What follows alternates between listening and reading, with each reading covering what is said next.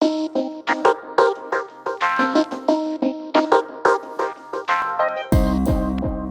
do I deal with disappointment? This is something that I've asked myself, and I know many of my friends have asked the same question. How do we deal with this hard reality of life, disappointment? Now, for many of us, we'd say, yeah, I have been let down. Yes, I have been let down by friends, my family members, by colleagues.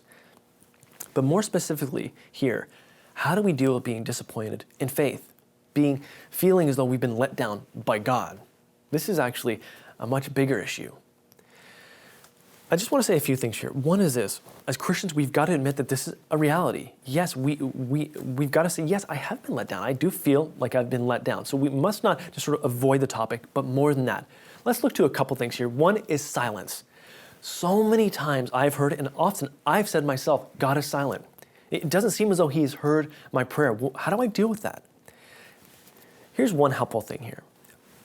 God's silence does not necessarily mean inactivity. Just because God is silent does not mean He's not working or speaking or ministering. In fact, God might be working in profound ways despite us not hearing Him. More than that, what do we do with feelings? What do we do when we actually simply do not feel God near to us? We do believe in a God who is real. It's not just an interesting idea, but He is real. He's a God who can be known, and we feel His presence. Sometimes we do feel Him near and close to us. How do we deal with this when we do not feel Him near? Well, let me explain it like this. Think about the cross of Christ, this massive moment in history in which Jesus Christ, took on the enormity of evil and sin.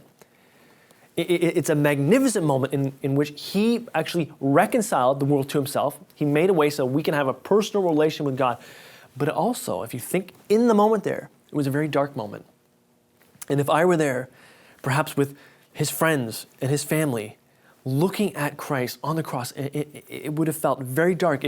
I don't think they felt God there in that moment. If anything, they probably would have concluded, at least when I put myself in their shoes, I think God was not there.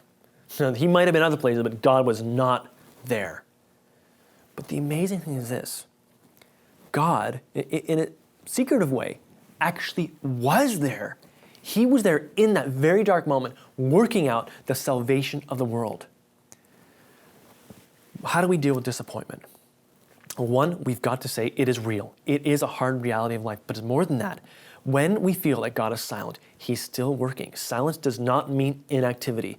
And when we do not feel Him, when we do not feel God near to us, we need to remind ourselves that actually He might be working in significant ways.